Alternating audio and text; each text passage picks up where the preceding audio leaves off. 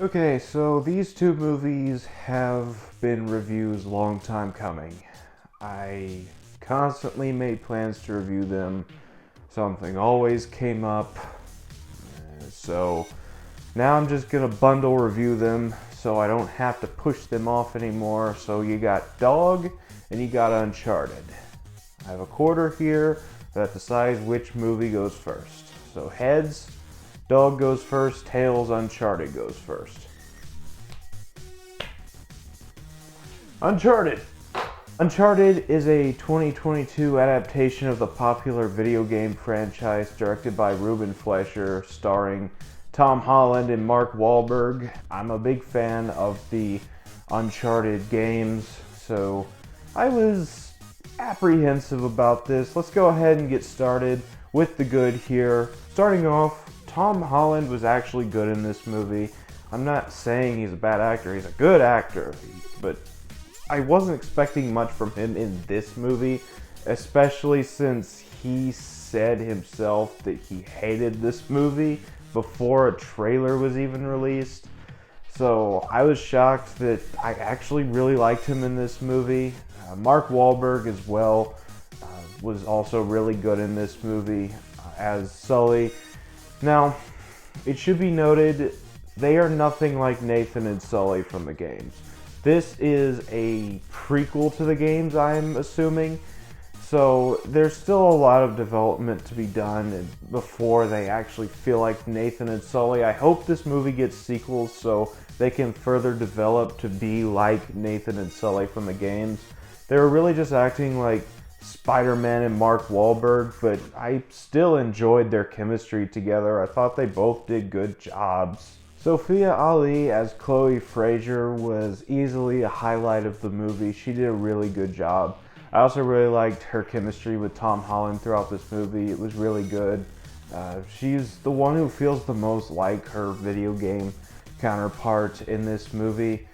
And Antonio Banderas is the main villain of this movie, and he's not horrible, but I enjoy Antonio Banderas as an actor, so I just enjoyed his performance in this movie. I thought it was fun. There's a lot of action set pieces in this movie that I found quite entertaining, and especially the cargo plane sequence, which is obviously an homage to the famous cargo plane sequence from Uncharted 2.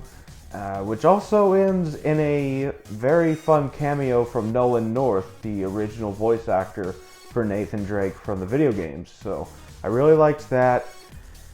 And aside from that, let's just go ahead and move on to the bad. And there's a few things I didn't really like in this movie. I have mentioned before, Tom Holland and Mark Wahlberg don't exactly feel like Nathan Drake or Sully in this movie. And I'm not saying it's completely bad because this is a prequel to the games, so it's not exactly in line with the games just yet. This is a younger version of these characters, but they're gonna have to have one hell of a character development arc in the sequel if I'm going to buy them as Nathan and Sully. And aside from Antonio Banderas, the rest of the villains in this movie were pretty boring. I don't even remember their names, and there was a villain that survived longer than Antonio Banderas in this movie, and I don't even remember her name, what she was setting out to do, whatever. I didn't like any of the other villains in this movie, and there's a couple scenes of forced character development. The main one being with Mark Wahlberg's portrayal of Sully. It just didn't feel earned. It's a lot like the scene from Disney's Treasure Planet where John Silver gives up a boat of treasure to save Jim, and that's something that felt earned in that movie, where this just came out of nowhere. He had no build up to that moment, and it just didn't do much for me.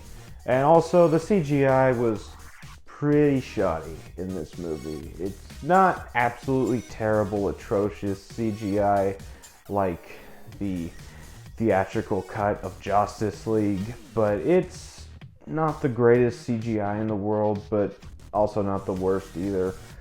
But let's go ahead and move on from that to my final thoughts on Uncharted. I did enjoy Uncharted. It was a fun movie, and I will be buying it on Blu-ray. Uncharted was just a lot of fun, not as horrible as it could have been, and I'm gonna give it a 7 out of 10. Okay, next movie, we have Dog, and it stars Channing Tatum. It's a 2022, I won't say family film, because I would not take my family to see this movie. But either way, let's go ahead and get started on this one, starting off with the good. Channing Tatum does amazing in this movie. I really, really love him in this movie. I know there was a period of time when he was supposed to be retired from acting or something. He had a small part in Kingsman: The Golden Circle, and he had a cameo in Free Guy last year. But this is his first leading role in a long time, as far as I can tell. And he comes back really well with this movie. If this movie was released a little later in the year, I feel like he would be in the contention for an Oscar next year. But this was released very early in the year, so I don't see an Oscar nomination even being talked about for this movie. But who knows, it could happen. Either way, he does an amazing job. The dog is adorable, I have to give it that.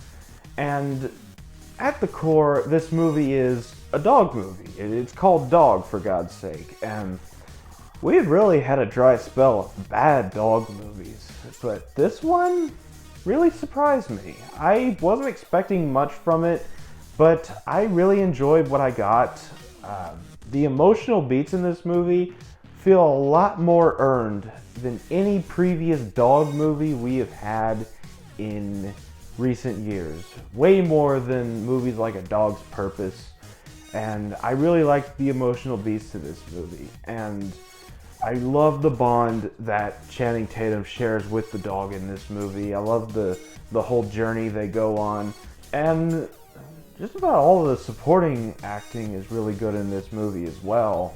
And there's a scene near the end of the movie, after the main quest is completed, that really strikes at the emotional chords. It's really, really good, and the ending to this movie is absolutely amazing. I highly recommend it. But there are some bad things, so let's go ahead and move on to the bad. And the first thing that comes to mind is this movie's kind of boring. And it's not the most boring thing in the world, but I can think of about 3 or 4 scenes that could have been cut from this movie for runtime, because this movie is nearly 2 hours long. And it's about a dog, so obviously parents are going to take their kids to see it. And that's also something about the scenes that would be cut. I would cut them because they're not exactly appropriate for children, and they market this movie towards children, even though it's rated PG-13.